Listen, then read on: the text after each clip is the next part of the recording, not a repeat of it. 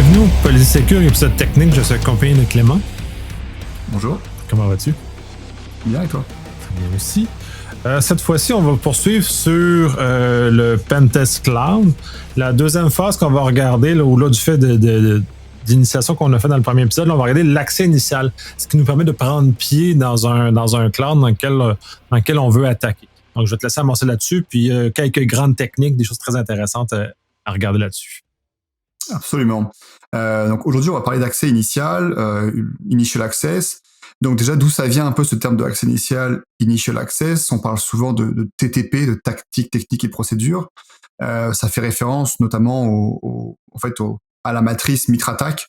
Notamment, la plus connue, c'est la Enterprise, qui est la première à être sortie, qui en fait tout simplement définit en fait le chemin, un peu la chaîne d'une attaque et la chaîne d'une compromission pour une organisation, depuis en fait l'accès initial justement jusqu'à la fin, c'est exfiltration ou même l'impact. Par exemple, détonner un ransomware. Donc c'est vrai, quand on parle d'accès initial, en fin de compte, on a cette tactique qui est l'accès initial, la première grande catégorie. En dessous, il y a des techniques qui sont la manière en fait dont on va réaliser. Et ensuite, il y a les procédures qui sont vraiment un peu les outils, les scripts qu'on va lancer. Donc voilà, aujourd'hui, on va parler un peu de ça. L'accès initial, on va se concentrer dans les environnements cloud. Moi, majoritairement, on va parler d'AWS, Azure et GCP. Et puis, quelles sont les techniques, en fin de compte, qu'on va utiliser pour l'accès initial dans ces environnements. Ce qui est intéressant, c'est que j'ai mentionné le Mitra-Attack Enterprise. Aujourd'hui, on a quand même quelques ressources qui nous permettent justement d'aller un peu simuler et avoir un peu le cycle de vie d'une attaque dans un environnement cloud. Donc, le Mitra-Attack a publié le Cloud Matrix, qui est en fait la matrice cloud. Donc, le but finalement, c'est de présenter une attaque, le cycle d'une attaque dans un environnement cloud, GCP, Azure ou AWS, sans trop vraiment de distinction. C'est là aussi où c'est un peu un souci, parce que c'est un peu le début quand même de cette matrice d'attaque. Elle est complète, mais elle mérite encore d'être un petit peu, on va dire, améliorée. Mais c'est vrai qu'on a maintenant beaucoup d'initiatives qui ont été créées par la communauté ou même par les éditeurs. Notamment Microsoft, eux, de leur côté, ont créé la Azure Threat Research Matrix. Donc la Azure, en fait, recherche de menaces, en fin de compte, de Azure, qui est un peu vraiment spécifique à Azure, donc qui est vachement intéressante. On a des détails un peu plus précis sur comment on peut faire du phishing, de l'accès initial, quelles sont les attaques, les élévations de privilèges, mais propres à du Azure, donc c'est assez intéressant. Et puis après, on a aussi des membres de la communauté, notamment je pense à Lina Lo, qui est une chercheuse en sécurité, notamment spécialisée en Azure et Office 365, qui a elle aussi proposé une matrice d'attaque Azure AD, donc cette fois-ci vraiment spécifique sur Azure Active Directory, et Microsoft 365. C'est assez intéressant aussi parce que c'est encore plus précis. Ce qu'on se rend compte en fait, c'est que on a une matrice pour le Mitra-Attack Cloud qui est un peu à haut niveau, on dira. Après, on a Azure, Microsoft eux-mêmes qui ont fait une matrice, puis après on a encore des gens de la communauté qui ont fait des matrices eux-mêmes pour un peu du SaaS, entre guillemets, un petit Microsoft 365, ou des services bien précis dans Azure, par exemple. Donc, ça représente, en fait, moi je trouve ce que ça décrit un peu, c'est qu'on a au niveau des risques, on comprend, mais finalement, quand on descend un peu jusqu'aux chercheurs qui publient des matrices comme ça, en fait, on se rend compte qu'il y a vraiment une granularité, c'est en fonction de chaque service, limite, on peut avoir un peu une matrice de risque, et en fonction de chaque service, on peut avoir un peu, on fait un accès initial dans Azure AD, il y a toutes ces techniques-là.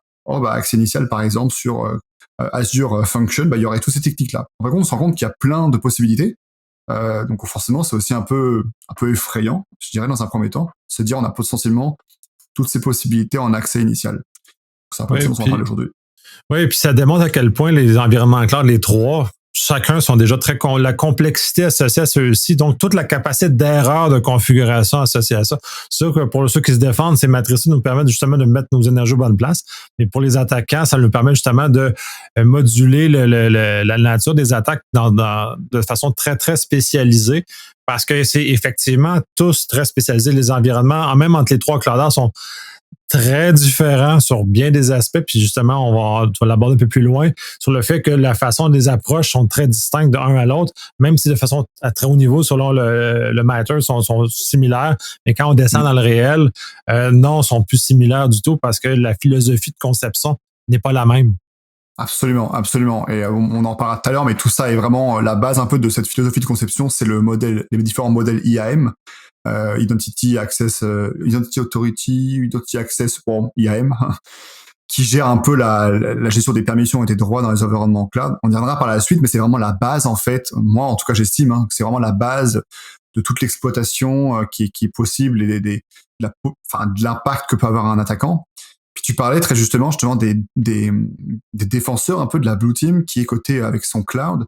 Ce qui est intéressant, c'est que justement le Mitre a essayé de créer en fait aussi des matrices qui sont à destination des défenseurs, on va dire, defenders, enfin ils appellent ça des defenders, mais c'est les défenseurs, ceux qui font la défense en fait des environnements cloud. Et ils ont sorti justement via le Mitre Ingenuity, ils ont sorti en fin de compte des matrices de défense pour Azure, AWS et GCP. Pour chaque en fait cloud provider, ils ont sorti justement des matrices de défense. C'est intéressant parce que du coup, ça nous permet d'avoir à chaque phase en fin de compte du attaque cloud matrix, ce qu'ils font en fait le Mitre, c'est qu'ils mettent en fin de compte et ils associent une technique de défense ou une technique de logging et de monitoring qui est disponible dans chaque environnement. Donc c'est intéressant parce que quand on va sur ces liens, sur GCP, AWS ou Azure, ils ont chacun leur attaque matrix et en fin de compte c'est plus une attaque matrix qu'à destination de la défense. C'est de se dire ok, initial access par exemple, tiens j'ai 5 différentes techniques ou 6 différentes techniques. Ah bah tiens le Mitre ils me disent qu'il y a dans AWS telle technique de défense, tel monitoring, tel niveau de log qui est possible pour justement détecter ce genre de technique d'attaque. C'est assez intéressant. On mettrait éventuellement les liens en description des différents, ils sont assez intéressants. Donc on parlait de tactique initial access et on a parlé de technique là justement. On a cité 5-6, enfin on a cité qu'il y en avait 5-6. C'est à peu près l'idée, c'est qu'il y a 5 grandes ou 6 grandes techniques en fin de compte d'accès initial, on va dire. Je vais les citer, puis après on va passer un peu à travers chacune. Donc là, il y en a une, c'est exploiter un composant ou une ressource cloud, exploiter une identité, faire du password spraying ou de la pulvérisation de mots de passe, hameçonner un utilisateur, donc du phishing, exploiter un device, exploiter une workstation, un laptop, et ensuite il y a tout ce qui est lié au supply chain attack un petit peu, ce qui s'appelle, le Mitre appelle ça le trusted relationship, c'est vraiment l'idée de se dire on a une compagnie qu'on trust, et éventuellement on a des liens de cross-account, par exemple dans la AWS, entre cette compagnie-là et la nôtre, et puis ils ont des permissions pour accéder à notre environnement cloud. Voilà. Ça, c'est un peu les 5-6 grandes techniques, on va dire. Si on va un peu dans, par exemple, la première, qui est d'exploiter un composant, une vulnérabilité. Déjà, rapidement, c'est quoi un composant cloud, en fin de compte? Ça va être un peu tout. Ça peut être, si on prend une machine virtuelle, par exemple, on va appeler ça souvent une instance virtuelle. Ça peut être un EC2 dans AWS, ça peut être une virtual machine dans Azure, ou un Cloud Engine dans GCP. Donc on voit déjà comment c'est simple, puisque les trois ont des noms différents pour décrire la même chose, une machine virtuelle dans le cloud. Donc déjà, c'est le premier niveau de complexité. On se rend compte que déjà, pour décrire une instance virtuelle, on a 3 mots différents. Mais c'est ça l'idée en fin de compte, c'est qu'on va exploiter en fait quelque chose, on va dire, de physique réellement, entre guillemets. On va exploiter finalement un composant pour avoir accès à l'environnement cloud. Et le composant, ça peut être, donc on l'a noté, une instance virtuelle. Ça peut être un composant aussi qu'on appelle serverless. Donc par exemple, une fonction. Donc encore pareil, 3 CSP, 3 définitions. Fonction lambda pour du AWS, une Azure Function pour Azure et une Cloud Function pour GCP. Et c'est aussi un composant qu'on va pouvoir exploiter. L'exemple qu'on voit souvent quand on exploite ces composants, donc serverless ou instance virtuelle. À noter que ça peut aussi être une base de données SQL exposée, par exemple. Faut juste imaginer que c'est tout service finalement qu'on a normalement on-premise ou qu'on héberge dans notre DMZ, qu'on expose publiquement, est aussi déployable dans le cloud. Et on peut aussi lui attribuer une IP publique et n'importe qui pourra y accéder. Donc si on déploie une machine virtuelle dans le cloud, si on déploie un EC2 dans AWS, et qu'on lui ouvre tous les ports à l'externe, et qu'on déploie un Apache, il aura tous les ports ouverts et il aura l'Apache qui sera accessible. Ça change rien. C'est vraiment l'idée, quand on dit souvent, c'est vraiment le cloud, c'est l'ordinateur de quelqu'un d'autre. C'est vraiment ça, le cloud, il n'y a rien de magique, c'est juste votre machine virtuelle, au lieu que vous la déployez chez vous, elle est déployée chez quelqu'un d'autre. Voilà, point. Si vous faites des erreurs, ce sera pareil. Si vous ouvrez la machine virtuelle à tout le monde, C'est pas AWS qui va aller vous dire attention, vous avez ouvert à tout le monde. Bien que maintenant, ils proposent des conseils et en fonction des services qu'on prend, ils peuvent créer des alertes et du monitoring là-dessus pour vous prévenir qu'il y a un danger. Mais si vous prenez le truc de base... meilleur exemple, c'est les buckets S3, là, dans lesquels ils ont eu tellement, Amazon a tellement eu mauvaise publicité qu'ils se sont tannés que les gens fassent n'importe quoi et ils ont mis énormément d'avertissements avant de l'ouvrir publiquement dans ce cas-ci, fait qu'il évite. Mais c'est un exemple qui n'est pas qui est représentatif du restant. Les autres mesures, on est effectivement laissé à nous-mêmes à bien des égards. C'est ça. Le bucket S3, c'est vraiment entre guillemets, là où ils ont mis le plus de messages d'alerte et puis de petits drapeaux rouges à chaque fois. C'est rendu même compliqué limite pour ouvrir un bucket S3 public, alors qu'avant, bon, c'était open by design. Maintenant, c'est quand même, on a des messages d'alerte de partout, on nous demande des confirmations, des surconfirmations. On se rend compte que ça a été un souci, mais le bucket S3, je veux dire, c'est une ressource. AWS, par exemple, ils en ont des centaines différentes et ils en ont vraiment beaucoup qu'on peut exposer en externe. Attention, toutes les ressources, tous les services cloud ne sont pas exposables en externe, c'est important aussi. Ça limite aussi la surface d'attaque, évidemment, mais la majorité, enfin une grande partie, tout ce qui est virtual machine, les fonctions, les bases de données SQL ou autres, sont exposables en externe. Donc en renouvellement, la première technique qu'on va utiliser, c'est d'exploiter un composant.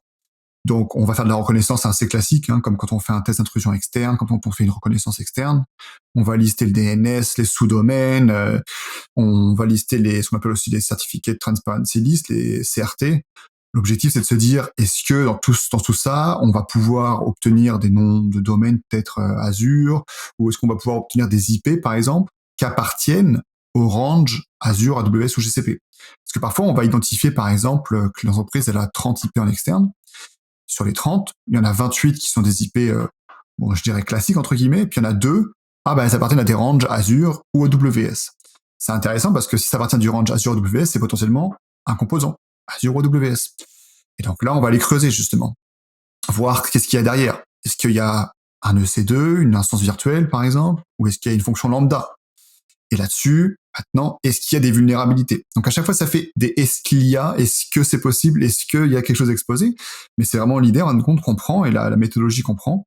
Quand on trouve ce genre de composants un peu serverless ou ces instances ou ces bases de données, c'est directement comme si on exploitait un serveur normal, en fait, ou une machine virtuelle. Pour les Azure Functions, en général, on va pas se rendre compte forcément que c'est une Azure Function dans un premier temps. Ça va être peut-être un paramètre dans une URL qui va être ensuite redirigé vers une Azure Function ou vers une fonction lambda AWS, peu importe. Donc on va pas forcément se rendre compte. Là, on va se rendre compte, peut-être c'est après, si on arrive à avoir de l'exécution de commande. Parce que dans la majorité des cas, ce qu'on va chercher, par exemple, pour exploiter une fonction lambda, c'est d'exécuter des commandes système, donc ce qu'on appelle du OS Command Execution, où on va en général essayer, par exemple, si on prend une fonction lambda AWS, l'objectif réellement, c'est d'obtenir de l'exécution d'une commande système pour récupérer les variables d'environnement. Parce que dans les variables d'environnement d'une fonction lambda, par exemple, en AWS, il y a les access tokens de la fonction lambda. Donc on va pouvoir après les récupérer et l'impersonnifier, en fait. Et là, on a notre premier, en fait, pied d'entrée, notre premier point d'accès, en fait, au sein de l'environnement cloud, AWS. Évidemment, on aura aussi les permissions IAM définies à la fonction lambda. Si la fonction lambda n'a aucune permission, on n'aura rien. Si la fonction lambda peut lire tous les buckets S3, on pourra aller lire tous les buckets S3. C'est intéressant. Tu l'as mentionné tout à l'heure aussi, il y avait les storage. Les storage, c'est un peu se dire, est-ce qu'on a un storage qui est accessible publiquement? Est-ce qu'on peut lire de l'information, potentiellement retrouver des secrets? Souvent, on a l'exemple, quand on passe des certifications ou des training cloud, il y a toujours on a trouvé un storage bucket S3 exposé, puis il y a un access token dedans. Ah oui, comme par hasard. C'est quand même assez rare. Ou il y a une clé privée SSH. Ah, waouh, génial. Non, ça, c'est quand même assez rare, faut être honnête. Oui, il y a eu beaucoup de brèches par rapport à des stockages accessibles du S3 notamment. Ça a fait les news, ça a fait sensation. C'est quand même de moins en moins le cas. Mais en fait, ce qui est important, c'est de se dire, c'est aussi quelque chose qu'on va checker, c'est aussi un composant. En fait, c'est aussi une ressource, donc c'est un composant. On va tenter de l'exploiter, donc on va l'énumérer, les différents stockages qui est possible. Il y a plein de ressources pour l'énumérer, notamment il y a le site un peu connu Create Warfare qui va énumérer tous les buckets accessibles. Mais on a plein d'autres outils spécifiques justement sur du GCP, du S3 ou du Azure Donc on va énumérer ces stockages, voir si un peu ils sont lisibles, accessibles au niveau de la donnée, mais voir aussi éventuellement quelles permissions il y a. Parce que c'est assez intéressant, c'est que parfois il peut y avoir des permissions en écriture sur un stockage. Et là, c'est assez intéressant parce que en fait, on a plein de choix, hein. On peut par exemple se dire, nous, ça nous est arrivé le cas de figure, on avait un site web pour une organisation et on check un peu le code source, vraiment HTML du site web, et on voit qu'en fait, les ressources JavaScript du site web sont loadées à partir d'un bucket S3. On se dit, bon, ok, d'accord, bah, on va avoir le bucket S3 forcément qui appartient à l'organisation. Et le bucket S3 était ouvert, donc on se dit, ouais, bon, mais c'est du JS, c'est des images, du CSS, c'est pas intéressant. Sauf qu'on se rend compte finalement qu'on peut aussi écrire. On a le write privilege sur le bucket S3, puis on se dit, bah, c'est pas bien. Mais après, on pense pas forcément à très mal, on se dit, bon, c'est pas bien. Puis on se dit, bah, en fin de compte, attends, si y a du JavaScript qui est utilisé, bah, en fin de compte, on fait ce qu'on veut maintenant avec le site web, en fait. Donc tout ce qui est XSS et autres, par exemple, redirection arbitraire, délivrer du malware, bah, c'est possible parce qu'on peut écrire dans le bucket S3 qui va être réutilisé par le site web directement. Donc voilà, c'est des bonnes capacités. Et il y a aussi le cas de figure souvent qui est présenté où on a un bucket, enfin un storage cloud, désolé, je vais utiliser les termes qu'ils vont voulu utiliser, un GCP cloud storage, c'est le bucket S3 GCP en fait, hein. Ou par exemple, très souvent, dans la majorité des cas, en fin de compte, quand on crée une fonction dans GCP, une cloud function, comme une lambda dans AWS, le code en fait de la function, de la cloud function, il est storé en fait dans un stockage GCP, dans un cloud storage. Donc par exemple, si on a un droit d'écriture dans le cloud storage, on va juste aller remplacer le code de la fonction, par exemple, et on va pouvoir après récupérer les variables d'environnement ou le token associé, et donc ensuite se faire passer pour la fonction. Donc récupérer une identité en fait. C'est ça l'idée, c'est de récupérer une identité en fait derrière. Toujours la même idée. Récupérer une identité et un accès. Ça c'est un peu les parties composants, on va dire. Ce qu'on utilise beaucoup aussi, c'est tout ce qui est Google Docs, un peu Bing Docs et toutes ces recherches un peu spécifiques avec des filtres pour aller identifier des ressources cloud, parce que ce qu'on se rend compte, en fin de compte, c'est que chaque CSP, Azure, AWS ou GCP, ils ont un peu leur nommage bien précis. Et par exemple, les sites web Azure, ce sera les azurewebsite.net par exemple, et ainsi de suite. Pareil pour les S3 Bucket, AWS et autres. Et donc, en fin de compte, on peut aller assez facilement comme ça, essayer d'identifier des ressources cloud qui appartiennent à des entreprises, en utilisant du Google Docs ou du Bing Docs. J'en parle, c'est important parce que c'est vraiment des trucs assez intéressants. Puis même si vous, dans votre navigateur, vous tapez site.azurewebsite.net, en fait, vous allez trouver plein de sites qui sont gérés sur Azure Website. Ça veut dire que derrière, c'est un site web qui est dans Azure, qui a une identité. Dans Azure, on va appeler ça une managed identity, ou alors ils vont avoir d'autres droits, mais en tout cas, ça va avoir un droit, cette application. Et si vous l'exploitez, s'il y a une vulnérabilité sur l'application, bah, ça peut vous permettre d'avoir un premier accès en fait dans l'environnement cloud. Donc c'est vraiment l'idée en fin de compte, faire la première technique qu'on présente, c'est d'exploiter un composant, mais plus que ça, c'est d'exploiter souvent une vulnérabilité en fait. Donc voilà. Notamment, j'en ai pas parlé tout à l'heure, mais on parle très souvent aussi quand on parle d'exploiter un composant, notamment des instances virtuelles, de SSRF. On voit souvent cet exemple de la server-side request forgery, qui est une sorte de vulnérabilité dans laquelle on va en fin de compte utiliser l'application qu'on attaque comme un proxy pour aller chercher par exemple, des choses en back-end. Donc ça va être, par exemple, des serveurs qui sont non accessibles depuis Internet, mais on va se servir de l'application comme pivot, en fait, comme proxy. Dans l'environnement cloud, en général, on a une IP qui est très connue, c'est la 169.254, qui est l'IP de ce qu'on appelle en fait le metadata, enfin le service de metadata, et qui en fait très souvent, quand on va le requêter, va nous permettre d'aller récupérer des tokens en fait qui sont associés avec par exemple la machine virtuelle. Donc c'est aussi des choses qu'on va cibler. Alors maintenant, il y a plein de moyens de protection maintenant, hein, notamment dans GCP, il y a un header à absolument mettre, qui est le flavor Google, ou je sais plus comment il s'appelle, ce header, qui est un header qu'il faut que tu mettes justement, et donc qui restreint en fait la possibilité de chercher un token quand tu as une SSRF sur une instance virtuelle. Sur AWS, tu as le IMDS V2 aussi, mais on voit très souvent plein d'entreprises qui déploient par exemple des instances virtuelles avec du IMDS dans AWS V1, et en fait, ce qui fait que s'il y a une SSRF ou s'il y a une possibilité de récupérer le token, on pourra le récupérer sans souci. Donc là, en fait, on se rend compte toujours du fait que, en fait, les entreprises ont déployé des environnements cloud sans forcément avoir le maximum d'expertise ou de compréhension de ce qu'elle déployait ou de comment les harden, finalement, on va dire. Ouais, c'est régulier qu'ils reprennent des stratégies qui étaient sur site, qui transportent de façon directe, sans modification vers le cloud, ou même des systèmes ou des logiques de systèmes qui sont comme ça. Et ça coûte cher parce que le cloud n'est pas fait pour ça, de un. Et de deux, on s'expose, comme tu le mentionnes, des problèmes de sécurité parce que on est dans un univers complètement autre. Il y a des choses qui sont managed, qui ne sont pas normalement sur site, qu'on ne comprend pas qu'est-ce qu'il y a là. Et ces choses managées, donnent accès généralement à d'autres choses beaucoup plus intéressantes. Mais c'est l'idée, en fait. C'est pas souvent, ça m'est déjà arrivé d'entendre on va bouger dans le cloud parce que c'est plus sécurisé. Oui, mais ça dépend comment vous le faites, ça dépend si vous comprenez le cloud, ça dépend si vous avez les ressources assignées, les gens qui ont de l'expertise. C'est pas forcément plus sécurisé. Si vous ne faites rien avec votre environnement cloud, c'est sécurisé, c'est sûr. Il n'y aura rien, vous ne faites rien. Mais c'est vraiment comme l'idée de se dire, un ordinateur, il est sécurisé à partir du moment donné où on le branche à Internet. C'est la même idée, en fin de compte.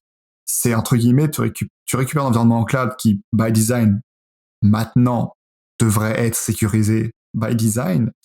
Maintenant, tout ce que tu vas déployer, c'est là que tu vas amener en fin de compte des défauts de configuration, c'est là que tu vas amener des vulnérabilités et autres. Ça reste un modèle de sécurité partagé, on n'en a pas dans l'épisode 1, mais ça reste un modèle de sécurité partagé. Le cloud provider, il est en charge de certaines responsabilités et toi, tu es en charge de tes responsabilités aussi. Donc, quand tu déploies des services, voilà, faut faire attention à ce que tu déploies. Ce qui était anormal, je pense, c'est vraiment à l'époque où tu créais ton bucket S3 et personne ne te disait il est public à tout le monde par défaut. Et là, je pense, là on avait un souci réellement. Là, clairement, il y avait un souci. La deuxième technique dont on va parler, on a parlé d'exploiter un composant. La deuxième technique, c'est exploiter une identité. Une identité, je parle d'identité. En anglais, souvent le terme utilisé c'est principles, mais bon, on va parler d'identité. C'est réellement en fait simplement trouver des credentials, trouver des access tokens, trouver des private keys. Là, on va pouvoir soit aller checker tout ce qui est leak credentials, par exemple, si on a des credentials qu'on leaké, qu'on peut réutiliser dans les environnements cloud, par exemple, pour se connecter.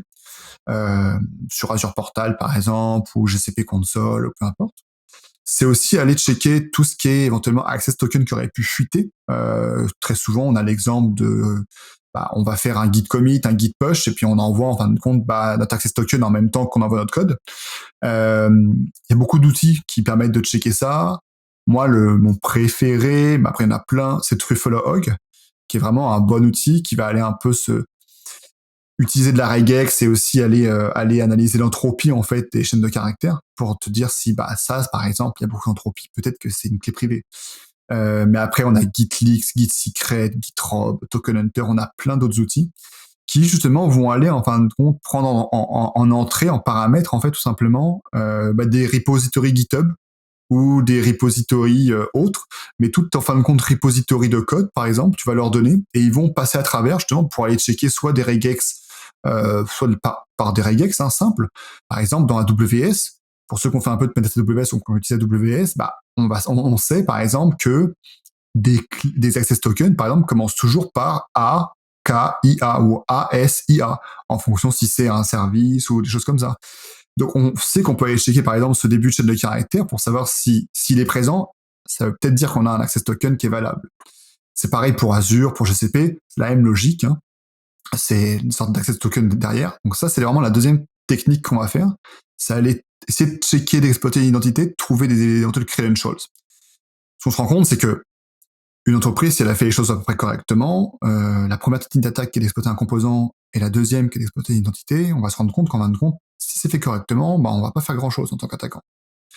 Si elle a pas pushé des commits sur GitHub avec des access tokens, ou si elle n'a pas déployé une VM vulnérable ou un stockage ouvert à tout le monde, on n'a pas grand-chose en tant qu'attaquant. C'est pour ça qu'il y a d'autres techniques et qu'on y vient. Mais ce que je veux dire que c'est important aussi, je voudrais revenir juste à la technique numéro 2, qui est tout ce qui est repo Git. Parce que souvent, c'est un peu l'idée, on envoie un nouveau code, on se dit mince, j'ai envoyé un access token, je refais un commit et je refais un push, je suis correct, c'est bon. J'ai écrasé quoi. Oui, enfin bon, la base de GitHub, c'est les commits, hein, c'est vraiment les versions, entre guillemets. Donc à chaque version que vous avez poussée, il y aura l'historique. Et là, il faut vraiment aller chercher le commit, le supprimer. C'est beaucoup plus long, il y a des gens qui ignorent. Et puis, ce qui est intéressant aussi, c'est qu'il y a des outils aujourd'hui qui monitorent en direct, hein, tous les commits qui sont envoyés pour essayer de récupérer en fait compte le maximum de commits. C'est-à-dire que même si vous de votre côté vous vous dites oh bah c'est bon, je l'ai supprimé 10 minutes après mon commit. Et qu'est-ce qui vous dit qu'il n'a pas été récupéré entre temps? Bah rien, justement. Rien. Donc c'est assez intéressant. Tout ce qui est sur Internet est permanent, donc c'est exactement c'est ça. aussi valide dans nos vies privées que dans ce genre de choses-là aussi, que si on fait une erreur, l'erreur devient nécessairement publique et éternelle. C'est ça. C'est pour ça que souvent on a des solutions qu'on va implémenter dans le pipeline un peu CI/CD, c'est d'avant de pusher le code, justement, on a de la vérification en amont, justement, qui va se faire dans le pipeline en compte de développement, où on va se dire, bah, avant de pusher notre code, on va aller vérifier qu'il n'y a pas une access token qui est laissé, on va aller vérifier qu'il n'y a pas des credentials hard-codés qui sont laissés, et ainsi de suite dans le code, avant de pusher. C'est assez important. Après, toutes les entreprises ne font pas ça, on va être aussi honnête. La troisième technique qu'on peut utiliser pour obtenir un accès initial dans le cloud, c'est une technique qu'on utilise un peu tout le temps en Red Team, mais sur différents aspects, c'est le password spraying, donc la pulvérisation de mots de passe, qui finalement revient un peu à exploiter une identité, parce que derrière, le but, c'est d'obtenir un compte utilisateur, dans la majorité des cas, mais c'est vraiment d'aller, en fait, c'est un peu à l'inverse du brute force, où on a un utilisateur et 10 000 mots de passe. Là, on va avoir 10 000 utilisateurs et 3-4 mots de passe. L'objectif, c'est de pouvoir utiliser des mots de passe qui potentiellement vont matcher par rapport à l'entreprise, au contexte de l'entreprise, au nom de l'entreprise, à son identité, sur une grosse liste d'utilisateurs.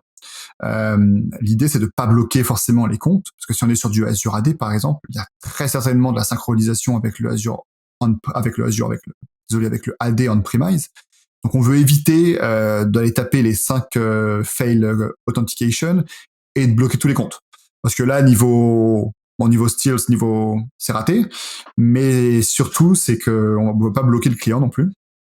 En général, on va quand même faire password spraying, on va faire 1-2 tentatives, puis on va faire 30, 40, 45 minutes de pause, voire 1 heure, puis on va relancer ensuite. Ce qui fait que c'est l'attaque qui prend du temps. Donc là, réellement, le requis, hein, on dira, c'est le temps. Techniquement, on devrait pouvoir y arriver à bout d'un moment donné. Oui, certes, tout dépend de combien de temps on a.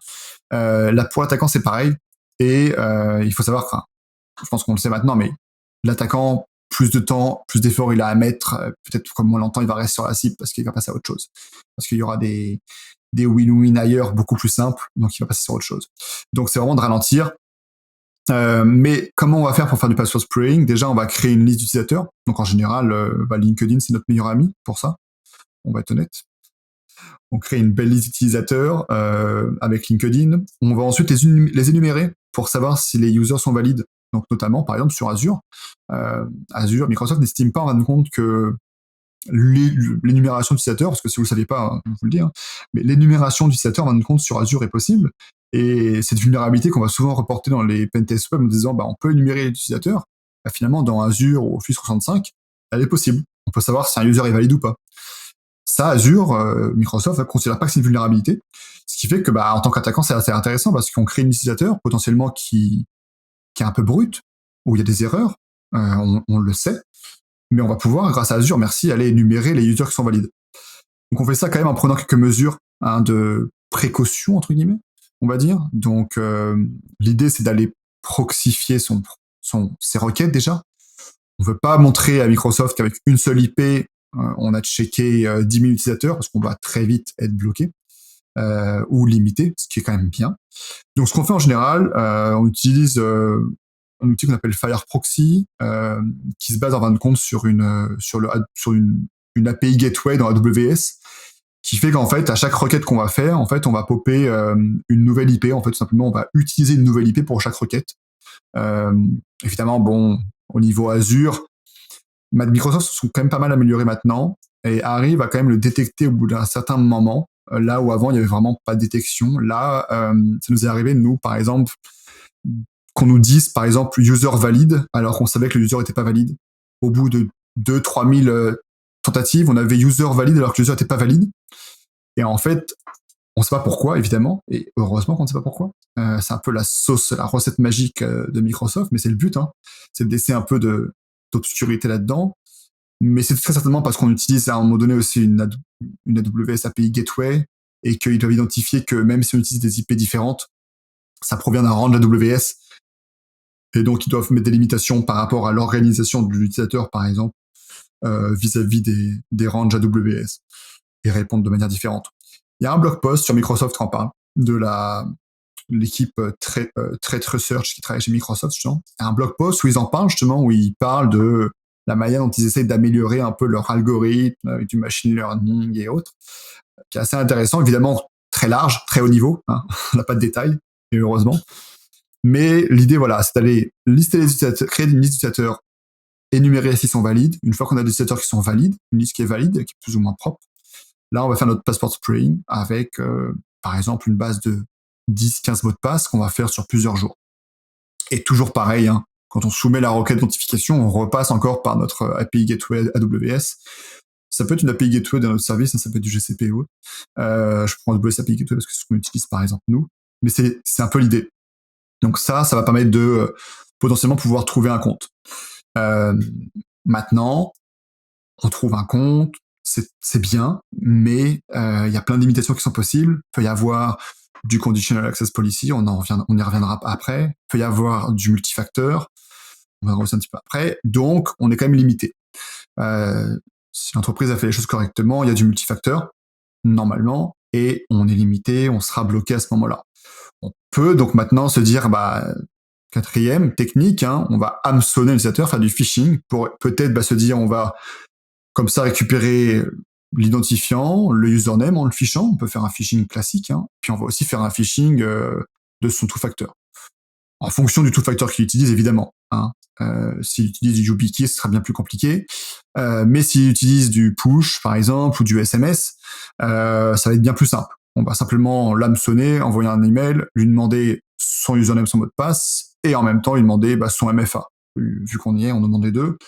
On va relier le tout et récupérer le token et récupérer l'access, le cookie en fait d'authentification de l'utilisateur et pouvoir s'authentifier.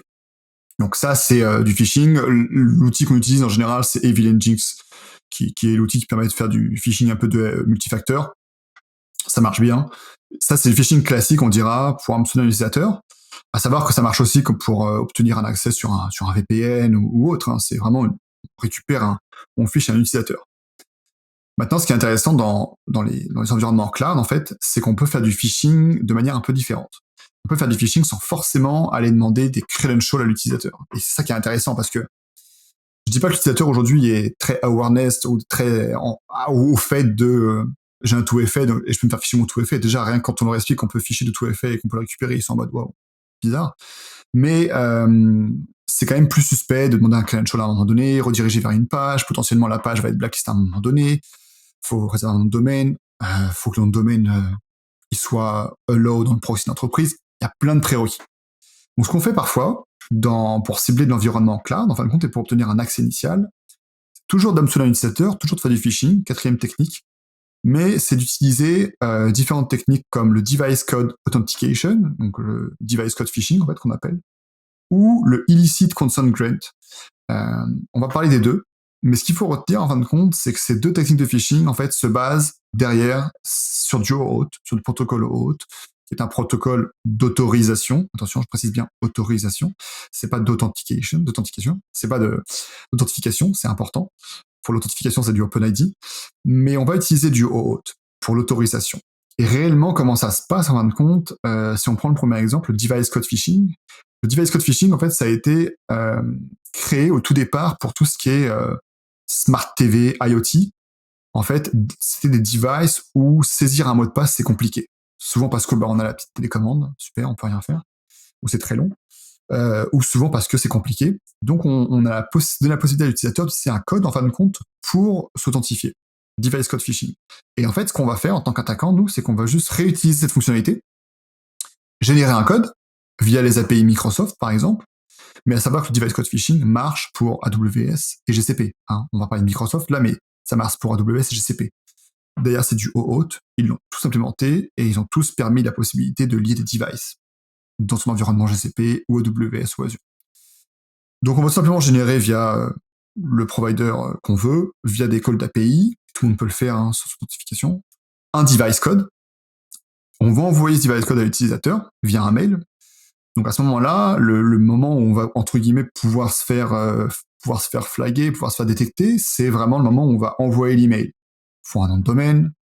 Nous en général, ce qu'on fait, c'est qu'on se prend un nom de domaine sur Azure, on prend un .onmicrosoft.com, comme ça on est plutôt sûr que ça passe. On envoie le mail aussi depuis Azure. On utilise par exemple Cloud Shell dans Azure pour envoyer le mail depuis Azure. Comme ça, l'email il part depuis les IP Azure.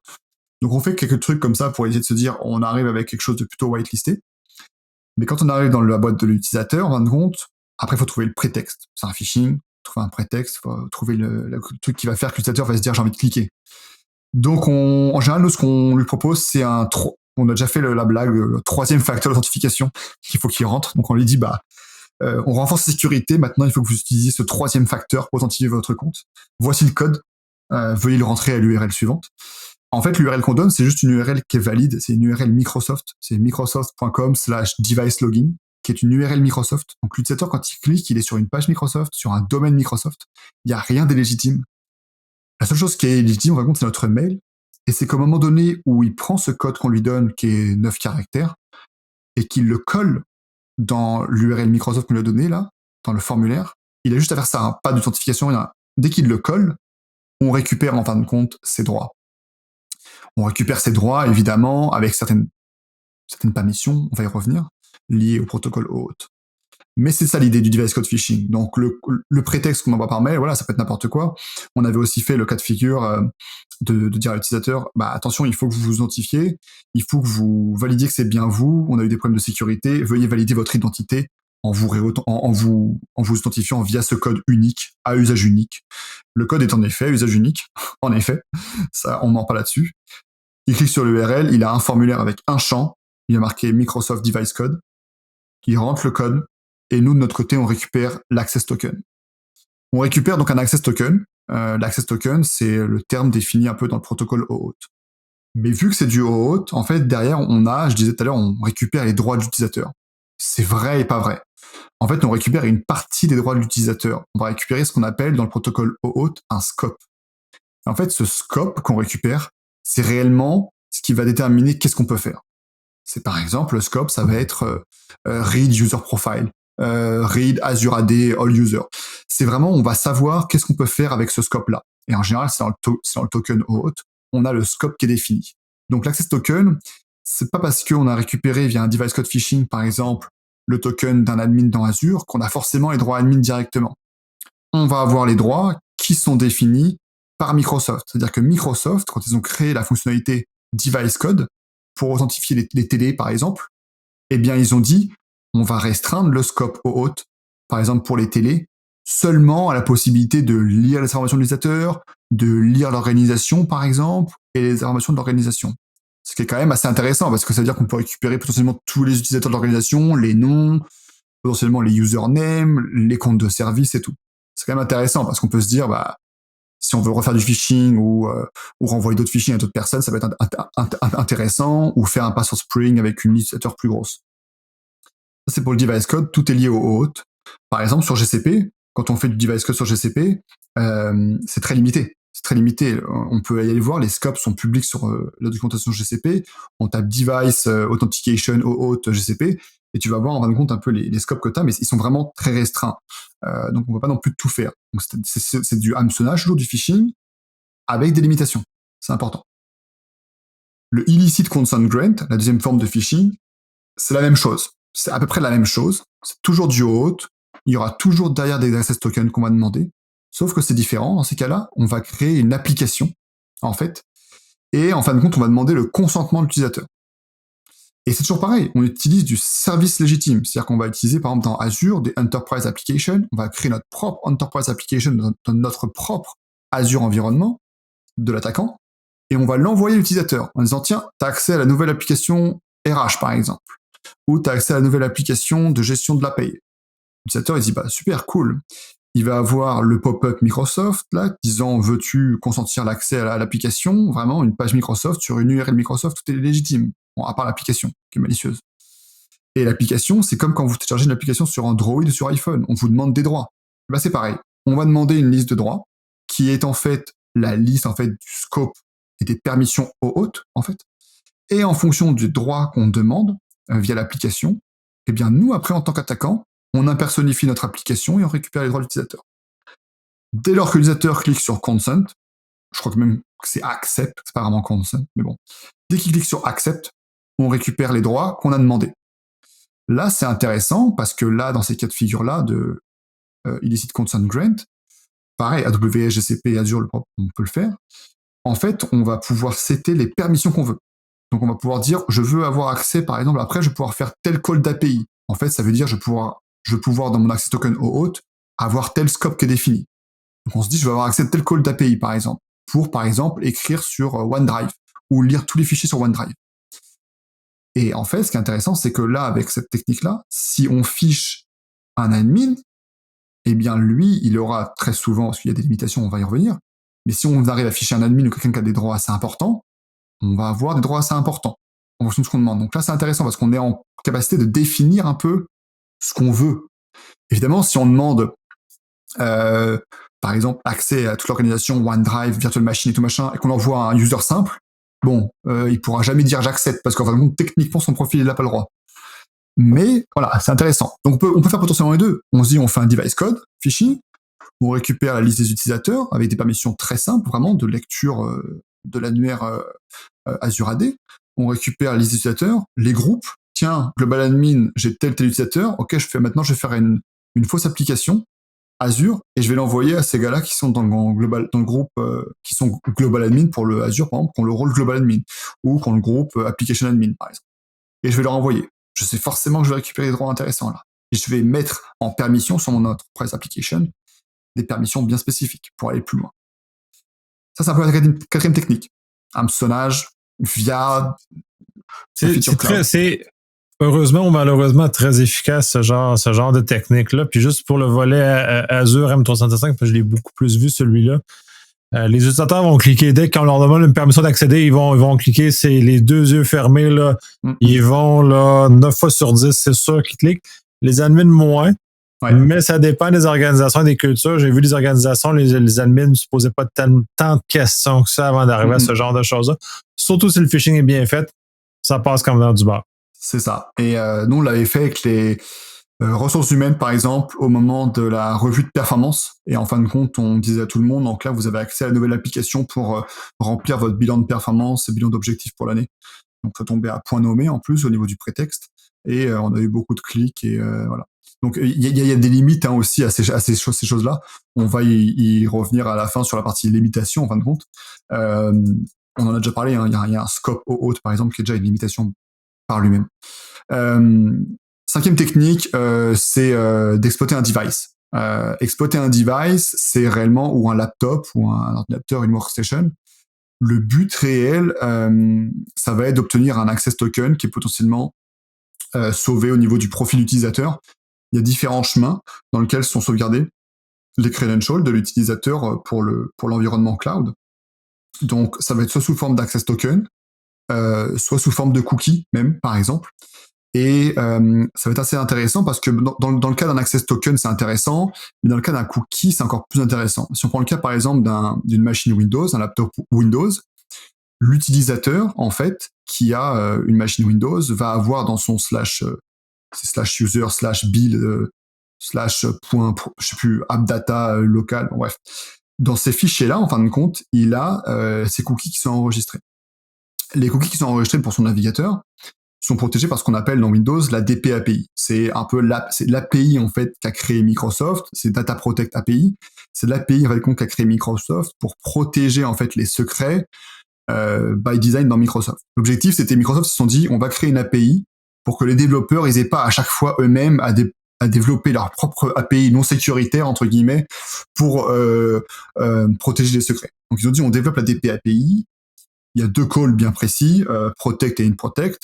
Et en fin de compte, dès que ces gens-là veulent utiliser storer des secrets, stocker des cookies, les chiffrer, peu importe, ils utilisent la DP API. Mais la DP API, en fin de compte, de Windows, en fin de compte, ce qui se passe, c'est qu'on peut l'utiliser si on a un utilisateur, en fait, bah forcément qu'on a accès à son cookie dans ses browsers, il faut qu'on puisse l'utiliser. Donc, en fin de compte, ce qui se passe, c'est que dès qu'on a accès à un device, si on a le compte de l'utilisateur, par exemple, on fait un phishing, on détonne un payload, on est sur l'utilisateur ou on vole un PC, et on a une session qui est ouverte où on a le mot de passe de l'utilisateur, eh bien, on va pouvoir directement aller lire, ou si on a admin aussi, on va pouvoir aller lire directement les clés des PAPI et déchiffrer en fait les secrets, donc déchiffrer les cookies de session, les access tokens et autres. Et c'est assez intéressant parce que pour un cookie de session, par exemple, on va bypass le MFA. Et pour un attaquant, c'est super valable, enfin c'est vraiment une bonne valeur parce que finalement, on utilise ce qu'on appelle une technique qui s'appelle pass de cookie, où on va tout simplement voler le cookie utilisateur, utiliser la DPAP Windows pour le déchiffrer, on le récupère, on le met dans notre navigateur et on est authentifié. Donc en fin de compte, aujourd'hui, oui, il y a du MFA, mais ça dépend en fin de compte où on est. Tu vois. Si on envoie un email à l'utilisateur avec un payload, qu'on arrive à le faire exécuter, qu'il exécute le payload, qu'on est l'utilisateur, moi, en règle générale, le premier truc que je vais regarder, c'est tous ces folders-là. C'est me dire, je vais aller récupérer ces cookies, je vais aller déchiffrer ces cookies, je vais aller récupérer. Mon objectif, c'est vraiment bypass son MFA, parce que ça va me bloquer à un moment donné, quoi. Et une fois qu'on rejoue le cookie, en fin de compte, via du pass de cookie dans le navigateur, on est authentifié en tant qu'utilisateur sans avoir besoin de MFA ni de mot de passe. Donc c'est une des techniques aussi d'attaque. Bon, forcément, ça nécessite d'exploiter un device, d'avoir accès physique à un device ou d'avoir un shell sur un device, c'est différent, mais c'est une des possibilités. Et puis, la dernière, j'allais dire un peu moins connue, la 6e, mais moins connue. Je dirais moins publicisée ou dont on parle moins, sauf depuis quelques semaines, c'est la supply chain attack ou j'appelle ça dans le MITRE ATT&CK le trusted relationship. C'est le fait, en fin de compte, d'utiliser une organisation qui a potentiellement des accès dans une autre organisation. Donc, par exemple, on travaille avec un prestataire qui gère certaines applications dans AWS. On a des liens qu'on appelle cross-account au travers les comptes AWS qui vont nous permettre, en fait, de pouvoir donner des accès, des permissions IAM, en fin de compte, à cette organisation qui est externe. Donc, elle va gérer. Et potentiellement, les droits qu'on a donnés sont beaucoup trop élevés. Potentiellement, il y a des relations de privilèges qui est possible. Potentiellement, on a mal fait les choses. Et on s'expose, du coup, à vraiment une supply chain attack. Ou alors, potentiellement, on s'appelle Microsoft et on a des clés MSA. C'est aussi une supply chain attack. Mais à plus haut niveau, en partant de la racine. Mais c'est réellement ce qui s'est passé un petit peu avec la dernière attaque sur Azure. Ouais, on parle tout le volet M365 parce que c'est ça que les gens ont connu depuis les 3 dernières années puis qui ont déployé de façon, des fois, peut-être un peu trop rapidement. Et de facto, c'est très ouvert. Teams, entre autres, est l'exemple le gateway drug, là, si on veut, ce genre de choses-là. Ça permet toute la création d'utilisateurs externes de façon semi-automatique, avec des privilèges d'accès, avec un paquet d'affaires comme ça. Et je suis prêt à parier que la plupart des organisations ce stade-ci, depuis les 3 dernières années, si on calcule juste la zone du confinement, depuis le confinement en mars 2020, doit avoir probablement un nombre infini d'utilisateurs externes qui ne contrôlent pas, qui ne savent même pas qu'ils sont là, puis qui doivent soit dormir depuis des mois, si c'est pas des années, à rien faire, qui sont juste prêts à être utilisés pour réussir à faire des éléments comme ça. Parce que ça va donner accès à des SharePoint, à des OneDrive, à des Teams, à des informations, et ainsi de suite, là. Par exemple, nous, l'exemple qu'on avait eu, souvent dans Azure, on a les user guests, par exemple, qui sont beaucoup trop ouverts parfois, ou qu'on a les user guests qui, par exemple, par défaut, dans Azure, peuvent lire tout ton Azure Active Directory, tes descriptions d'utilisateurs, tes descriptions de groupes. Mais en fait, par exemple, si tu as de la synchronisation Active Directory, en fin de compte, il peut lire la même chose qu'un domain user pourrait lire, en fin de compte, quasiment, quoi. Il peut lire tes groupes membership, qui est dans quel groupe, quels sont les droits, c'est quoi la description de l'utilisateur, et ainsi de suite. C'est quand même assez puissant, quand même. Et puis, te parler de Team, justement, il y a le tool, là, Team Fisher, justement, qui est assez intéressant là-dessus, qui permet, en fin de compte, d'utiliser une fonctionnalité qui est l'envoi de messages sur Team par des externes, en fait, par des utilisateurs qui sont externes à l'organisation. Et par défaut, il y a plein d'entreprises qui ne bloquent pas, en fin de compte, cette fonctionnalité et qui permettent finalement, tout simplement, à n'importe quel utilisateur externe d'envoyer des Teams. On parle de Teams. Quand on parle de Teams, c'est quand même beaucoup plus, on va dire, intime, quoi. On arrive, là, on parle en direct avec la personne, hein. On peut, je pense, je sais pas, il faudrait que je regarde, mais je pense qu'on voit même s'il l'a lu et autres. On est vraiment en interaction directe avec l'utilisateur. pour faire du phishing, c'est vachement intéressant. Donc ça, si tu bloques pas aussi la communication de l'externe qui arrive, si tu bloques pas et tu restreins pas tes guests correctement, tu t'exposes en effet, oui, à des soucis potentiels ou à du phishing bien facilité, on va dire. La dernière étape, un petit peu dont on va parler, c'est un peu les limitations, parce qu'on a parlé des possibilités, mais il y a aussi quand même beaucoup de limitations. Je pense qu'il faut être réaliste aussi. Le cloud est quand même relativement, on dirait, sécuritaire. La chose qui serait le moins sécuritaire, éventuellement, ce serait les modèles IAM, ou plutôt leur compréhension, hein, parce que c'est pas vraiment les modèles IAM qui sont non sécuritaires, ils sont sécuritaires par défaut, parce qu'ils permettent de faire vraiment du least privilege, enfin, ils permettent d'appliquer le principe du moindre privilège à la perfection. Par contre, il faut savoir comment ils fonctionnent, il faut comprendre leur fonctionnement, il faut savoir les utiliser et il faut les comprendre en fonction du cloud provider. Parce que ce qu'il faut savoir, c'est que les modèles IAM, si on prend du Azure, du AWS ou du GCP, sont différents. Les permissions sont gérées différemment, les rôles sont gérés différemment, les spécificités, les petites choses sont gérées différemment. Dans Azure, on a du Managed Identity, dans GCP, on a du Service Account, dans AWS, on a du Assume Role. Il y a plein de choses qui sont spécifiques aussi à chaque cloud provider qui vont créer des chemins potentiels d'attaque ou d'élévation de privilèges via les modèles IAM. Ça, c'est très intéressant, c'est très important. Par exemple, dans Azure, on a les permissions IAM Azure AD, mais on a aussi tout ce qui est permission de Azure Resource Manager, donc Azure RM. On a des permissions, on peut très bien être Global Admin dans Azure AD, mais n'avoir aucun droit sur une machine virtuelle. Et ça, faut le comprendre. Et très souvent, les gens comprennent pas. Du coup, ils vont donner trop de droits ou pas assez. Quand c'est pas assez, c'est bien, mais en général, on veut que ça fonctionne, donc ils vont donner trop de droits. Hein. Et c'est vraiment ça, ce qu'on va se dire, on a du Azure Active Directory qui est l'identité, en fait.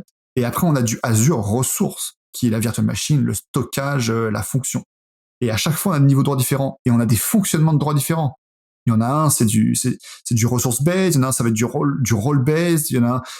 Et après, si on prend Azure, hein, parce qu'il faut quand même montrer à quel point c'est compliqué, moi, je trouve, on a encore d'autres permissions qui sont, par exemple, si on prend le Microsoft Graph API, on a en plus de ça des permissions liées au Microsoft Graph API.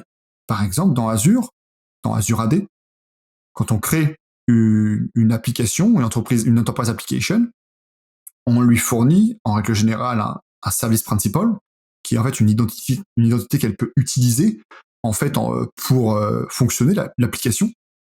Et à ce service principal-là, on lui donne à lui des permissions via une API, c'est de l'access token, hein, c'est du auth, et on lui donne en fin de compte souvent on prend l'exemple du Microsoft Graph API.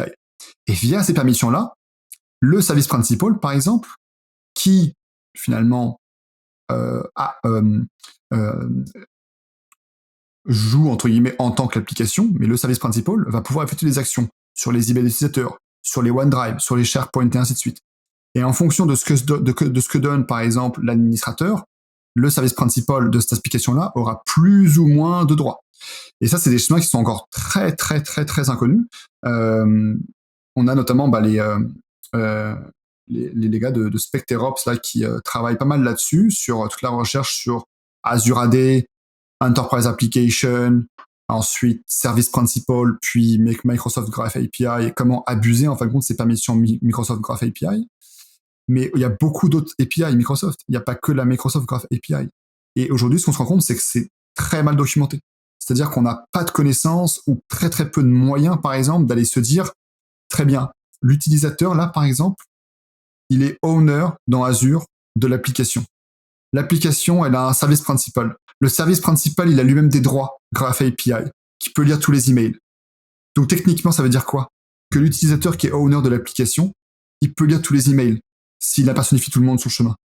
Et en fait, ces chemins d'attaque-là sont totalement rendus aujourd'hui dans Azure opaques, en fait.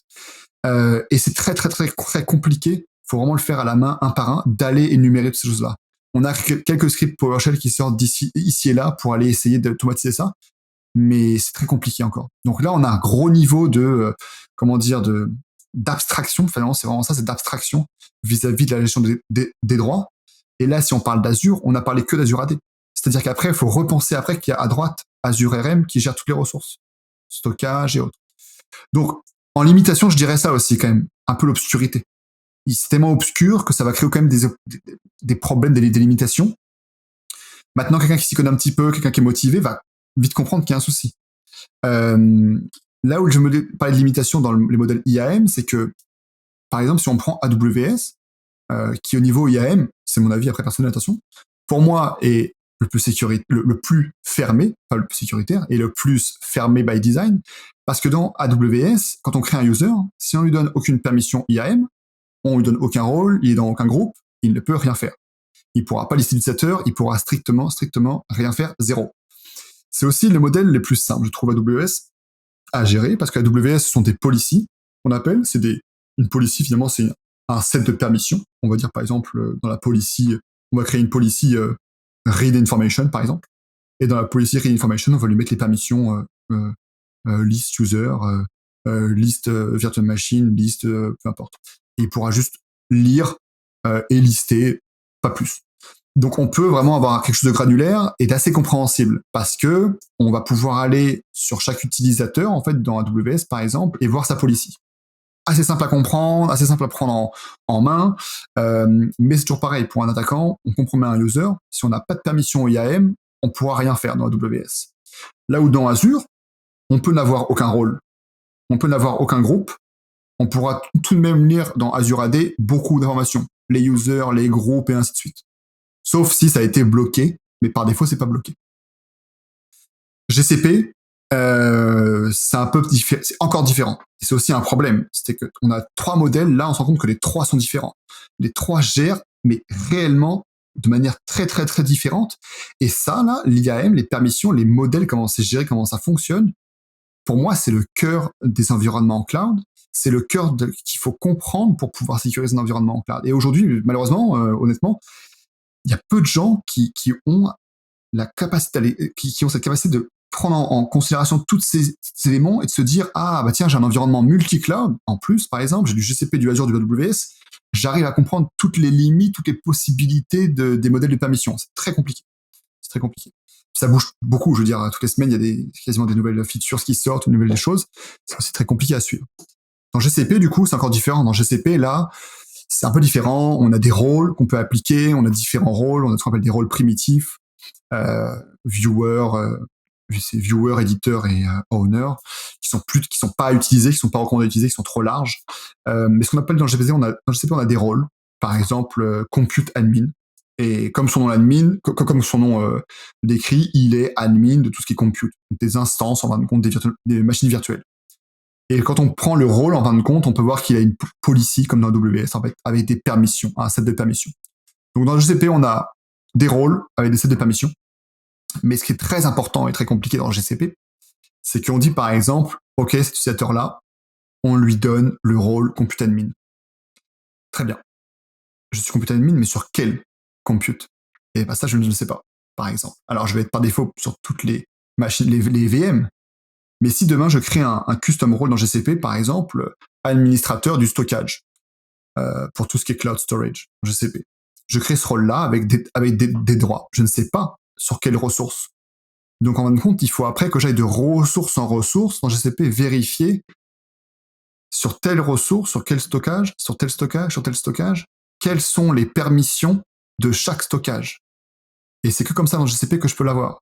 Donc, il faut que je puisse lister toutes les ressources. Et quand je liste toutes les ressources, je sais par exemple, ah bah cette ressource-là, regarde, elle autorise, en fait, sur GCP c'est que du autorise, il n'y a pas de deny. Elle autorise tel custom role, par exemple, à manager, par exemple, son stockage. Et en ces cas-là, je fais le lien, je me dis, ah bah tel user, il a tel custom role. Mais si je prends un user dans GCP, je peux pas savoir de manière sûre, par exemple, quelle permission il a sur les ressources. Il faut que j'aille ressource par ressource.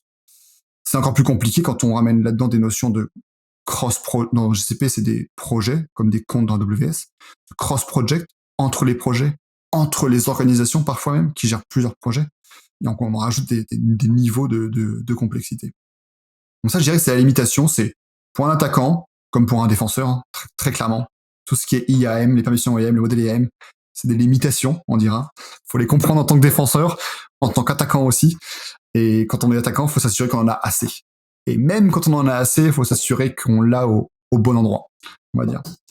Et surtout au bon moment dans lequel on veut monter l'attaque en question. Là. Des fois, c'est un peu difficile, cette complexité-là. C'est sûr. L'autre point dont on a parlé tout à l'heure, quand on se dit du phishing, c'est tout ce qui est OAuth. C'est un peu les scopes OAuth. Ça, c'est le cas quand on fait du phishing. On peut ficher un utilisateur, mais derrière, récupérer son access token. On a récupéré l'access token, je ne sais pas moi, de Jean Robert. C'est super. Jean Robert, il est admin. Ouais, mais non, en fait, parce que l'access token qu'on a récupéré, c'était via un phishing device code phishing, et en fin de compte, le scope OAuth, il est limité à certaines choses. Donc, on va pouvoir lire ses mails. Bon, c'est déjà très intéressant. On va pouvoir aller peut-être checker son OneDrive. Je suis même plus sûr, il faudrait que je vérifie. Et puis, c'est tout. Et finalement, on ne peut pas gérer de la machine virtuelle, par exemple, avec son device code phishing. Donc, finalement, on a des scopes OAuth qui vont aussi nous limiter en tant qu'attaquant. Et des scopes OAuth qui peuvent aussi être limités par les admins. Par exemple, dans GCP, l'exemple qu'on prend très souvent, quand on crée une machine virtuelle dans GCP, donc un compute engine en fait, par défaut, il y a un compte de service qui est attribué, un default service account. Ce default service account, il a le rôle primitif editor dans GCP. Quand tu es editor dans GCP, j'ai listé ça là il y a 2 semaines, tu as 7150 permissions. Tu peux faire beaucoup de choses, quasiment tout. Hein. Tu peux lire tous les storages. Quand tu es éditeur dans GCP, tu as une permission qui s'appelle Service Account Act As, qui te permet d'impersonnifier n'importe quel service account. Donc en fait, quand tu es éditeur, qui est le rôle primitif dans GCP, qui est pour ça qu'il faut pas qu'on l'utilise, il faut pas l'utiliser, faut le mettre de côté. En fait, les rôles primitifs dans GCP, c'est les rôles qui ont été créés avant que le modèle IAM arrive. Ils ont créé GCP, ils ont dit on met des rôles primitifs, viewer, editor, owner, avec les permissions qui sont dedans. Et après, ils ont dit, c'est un peu pourri, viens, on crée un modèle IAM avec des rôles de base, comme compute admin, comme ainsi de suite. Après, ils ont créé leur rôle. Et après, ils ont donné la possibilité de créer des custom roles pour l'utilisateur. Mais certaines entreprises utilisent toujours le rôle éditeur. Quand tu es éditeur, tu es quasiment sûr de pouvoir devenir owner, en fin de compte, et d'élever tes privilèges via la permission, justement, Service Account Act As. Bref, c'est un exemple. Mais si on prend l'exemple des scopes OAuth, quand tu crées un compute engine dans GCP, tu as automatiquement, en fait, le default service account avec le rôle primitif editor, qui a 7100 et quelques permissions. D'ici à 2 semaines. Dans un an, ça se trouve, il aura 8000. Mais il faut savoir que malgré que tu aies ce rôle IAM, eh bien, le compte de service, le default service account, il a un scope OAuth restreint. C'est-à-dire que tu vas te dire, regarde, j'ai compromis une machine virtuelle dans GCP, elle a le service account et elle a qui a un rôle éditeur. Je suis éditeur, waouh, j'ai 7100 permissions. Oui, mais tu as un scope OAuth qui est limité, ce qui fait que vu que derrière, tu vas utiliser un access token en fin de compte, eh bien tu vas utiliser access token avec les permissions qui sont permises par le scope OAuth. Et en fait, par exemple, pour un compute engine, la seule permission qui est intéressante, c'est que tu peux faire un storage read all, c'est-à-dire que tu peux lire tous les storage, tous les S3 buckets un peu, qui sont sur le même projet que toi. C'est quand même très intéressant. C'est-à-dire que tu comprends bien un compute engine, une machine virtuelle. Imaginons qu'il y ait des stockages avec d'informations sensibles ou des codes de Cloud Function, tu pourras les lire. Bon, c'est quand même intéressant. Mais tu vois, c'est là que la limitation rentre en jeu au niveau du scope OAuth, c'est que t'as beau avoir le rôle primitif éditeur sur ton service account, t'as quand même derrière un scope OAuth qui va te limiter. Pareil pour le phishing, on en a parlé tout à l'heure. C'est intéressant. On parlait de device code phishing aussi. Ouais. Oui. Non, je faisais juste corroborer. On parlait de cette device code phishing tout à l'heure, mais c'est intéressant de mentionner aussi que le device code phishing, une des limitations qui est bypassable un petit peu, c'est que quand tu génères un device code phishing pour l'envoyer ce device code à l'utilisateur, le device code est valable 15 minutes. C'est-à-dire qu'au bout de 15 minutes, quand l'API Google, l'API Azure par exemple, a pas reçu de réponse en fin de compte, elle va fermer en fin de compte. C'est comme si tu faisais un time out en fait. Elle va time out. Donc tu as quand même un 15 minutes pour utiliser. Mais il y a des techniques qui permettent de justement, avec de l'Ajax, à la volée, en fait, quand l'utilisateur clique sur ton lien de phishing et quand il accède à ta page, là tu génères ton code et du coup, il le rentre, et ainsi de suite. Et tu lui affiches. Mais c'est quand même une délimitation à prendre en compte qui est importante. Et puis, enfin, moi, je dirais aussi que dans Azure, par exemple, le Conditional Access Policy, ça met en place des bonnes restrictions. C'est vraiment se dire, on met des conditions à l'accès des utilisateurs. Par exemple, ils peuvent se loguer qu'à partir d'une seule IP précise ou d'un pays, par exemple. Ils peuvent, ce que j'ai vu qui était bien restrictif, par exemple, c'était de se dire, ils peuvent se loguer uniquement depuis un PC qui est join ou qui est un managed device dans Azure, avec du MFA, et depuis, par exemple, le Canada. C'est vraiment bon, parce que ça veut dire que même si tu arrives à récupérer un identifiant, un credential, tu arrives à récupérer le MFA, tu pourras pas te connecter. Parce que tu n'auras pas de join ou managed device dans Azure. Tu seras bloqué. Donc ça, c'est des bonnes choses aussi qui sont applicables via les Conditional Access Policy dans Azure, qui sont des bonnes limitations, honnêtement. Tu peux avoir le cas aussi pour un attaquant du fait qu'il n'y a pas de ressources externes qui sont exposées. Ça nous arrive souvent. On fait des tests et les utilisateurs ont que du Azure AD. Vraiment, ils ont de l'identité des applications gérées dans Azure AD, mais ils n'ont pas de stockage, ils n'ont pas de VM. Si tu n'as rien d'exposé en externe, tu réduis énormément ton scope d'exploitation. Tu réduis énormément la possibilité d'exploiter un composant, par exemple, qu'on a vu dans la technique numéro 1. Ensuite, évidemment, si tu as un cloud storage, si tu as un stockage cloud, S3 bucket, et ainsi de suite, qui est correctement restreint, c'est bien aussi, c'est toujours bien. Et puis ensuite, très important, dernière chose, évidemment, mettre du MFA, une bonne limite, de préférence du MFA physique, ou alors du MFA type, on appelle ça, number matching, par exemple dans Azure, là, où tu dois matcher le numéro et t'as la géolocalisation. C'est quand même pas mal. Privilégier un MFA physique, évidemment, qu'un MFA SMS ou un push notification. Beaucoup d'attaques, là. Quand on a du Red Team, nous, et qu'on a du SMS ou du push notification, c'est quand même beaucoup plus simple. Ce qu'il faut savoir aussi, c'est que tous les utilisateurs, par définition, n'auront pas de MFA. On aura forcément soit des VIP qui voudront pas de MFA, soit des comptes un peu brise-glace qu'on appelle, qui n'auront pas de MFA.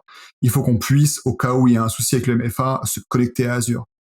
En général, il y aura des grands mots de passe très forts, le compte sera presque jamais utilisé, mais il y a quand même des choses parfois qui font en sorte qu'on peut pas mettre de MFA à des comptes. Les comptes de service aussi, très souvent, par exemple, dans Azure, n'ont pas forcément de MFA. Donc, si on arrive à trouver des comptes de service dans Azure, on va potentiellement pouvoir les utiliser. Surtout quand on fait de la synchronisation, par exemple, avec du on-premise. On récupère les comptes de service, par exemple, et de la synchronisation, ils tombent dans Azure AD. Après, les comptes de service sont censés avoir des mots de passe longs et robustes, mais je dis bien censé. Ça arrive, ce soit pas le cas. Et enfin, dernière limitation, je dirais, c'est vraiment d'appliquer le principe du moindre privilège, surtout au niveau des permissions IAM. C'est vraiment possible d'avoir quelque chose de vraiment fine-grained, vraiment parfait au niveau des permissions, le moindre privilège, et de faire des choses vraiment chiadées. Faut-il toujours être en mesure de comprendre le modèle de permission et la manière dont ça fonctionne? Oui, c'est très complexe. C'est ça, c'est plus difficile. Dans le fond, on revient toujours à l'identité. C'est un peu ça l'accès initial. Ouais. Très intéressant, très complet, très... mettons, il y aura bien des gens qui vont bien du travail, je pense, après avoir écouté ça, pour justement aller vérifier qu'ils n'ont pas de soucis. Je te remercie énormément. Toujours très intéressant, très enrichissant. Super. Merci à toi.